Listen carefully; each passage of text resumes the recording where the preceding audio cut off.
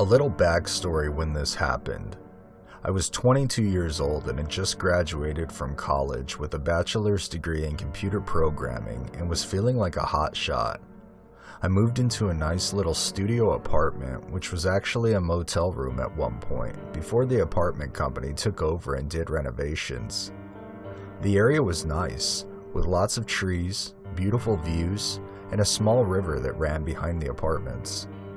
Being situated 10 miles outside of the city meant that there were not that many people who frequented our area, but I was glad of that, as it would be nice to have some peace and quiet to focus on my programming and web design skills.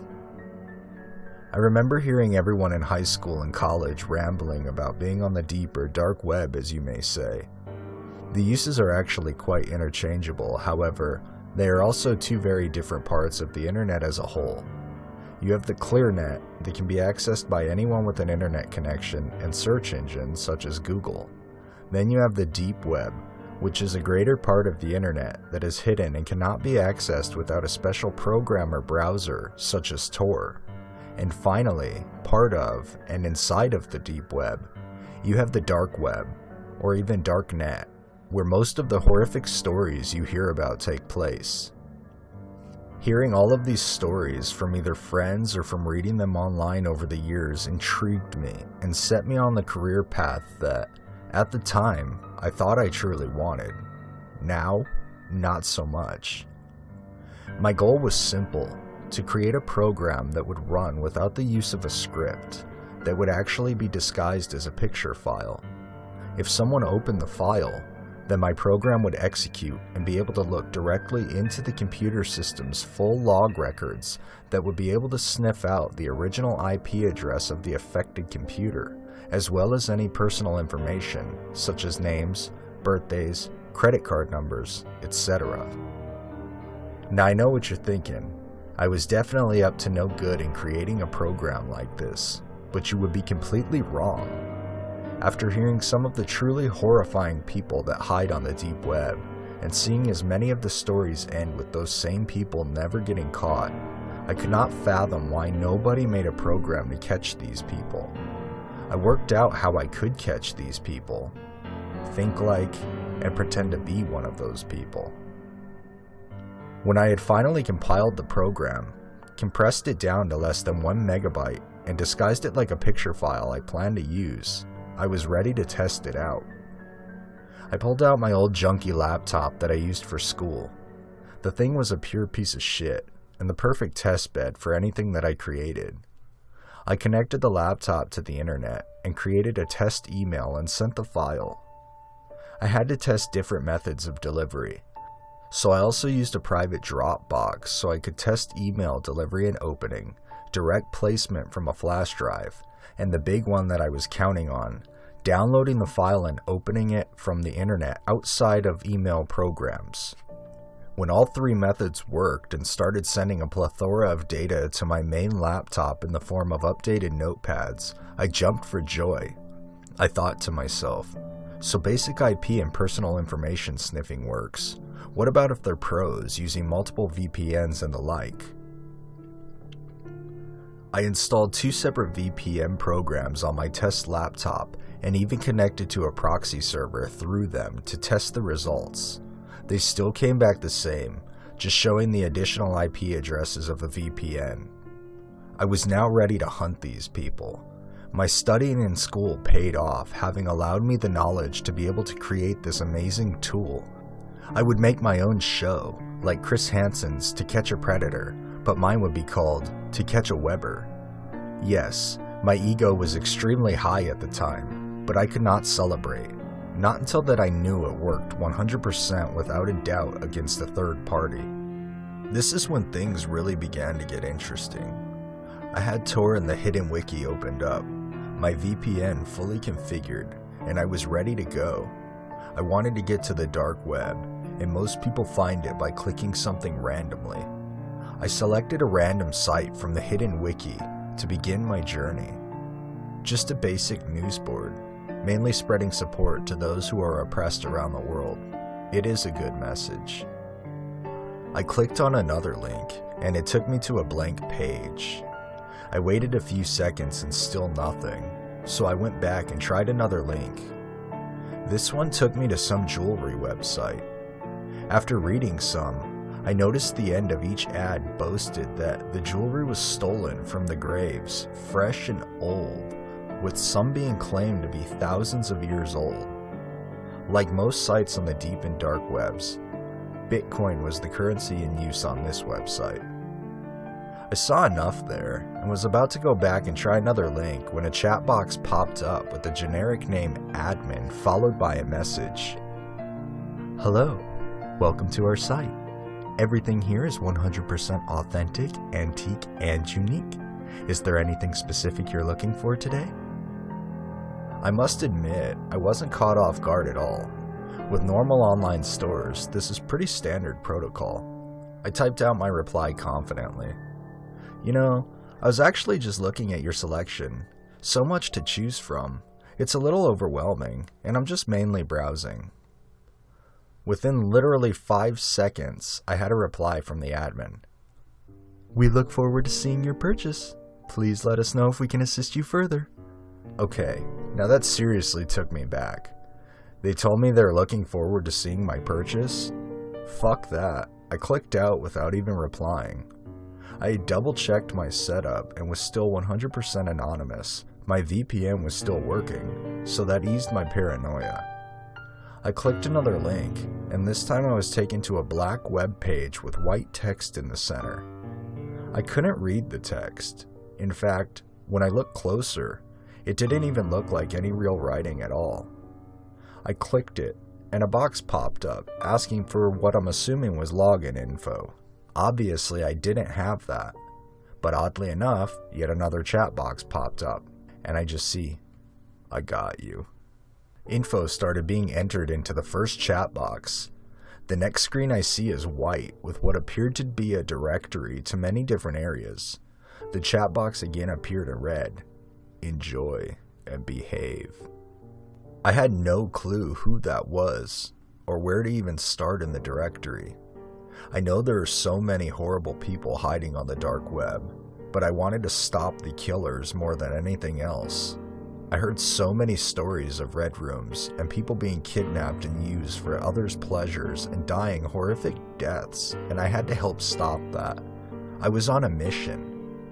I clicked a random link and the page slowly loaded. There were 3 pictures displayed: a sword, a green pasture in sunlight, and a knife.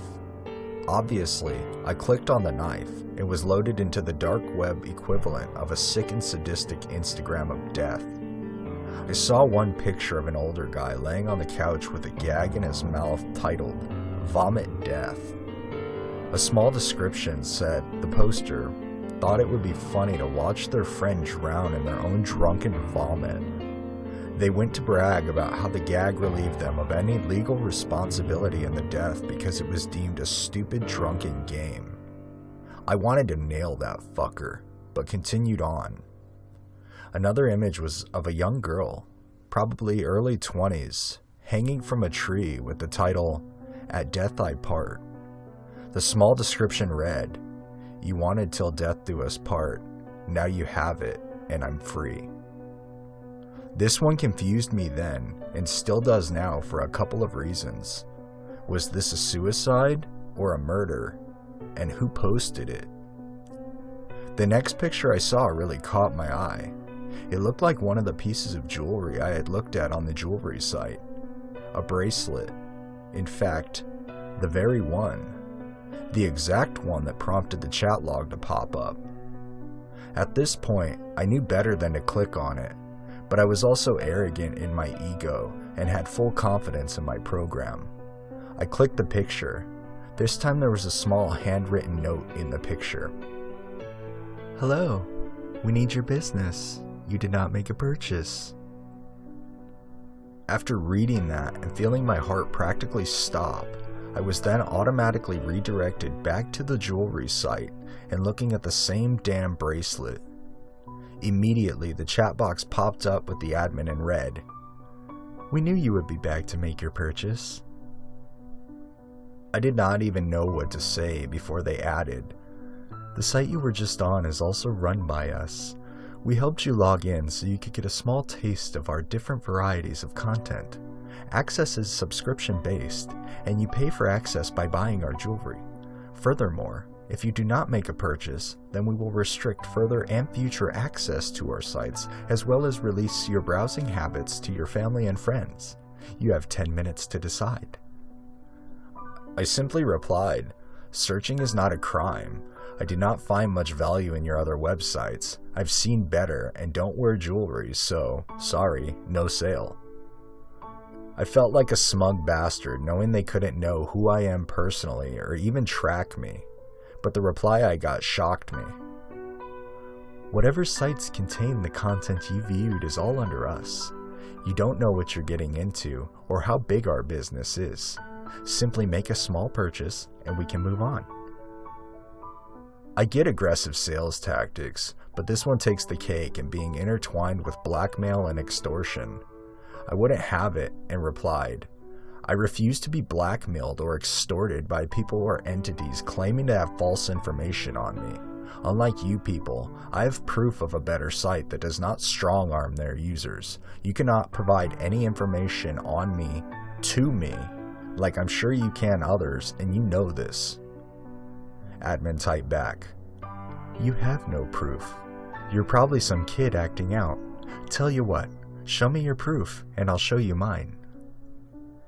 Arrogant, and with the time I had been waiting for having arrived, I uploaded the image to a secure site and messaged them when it was done.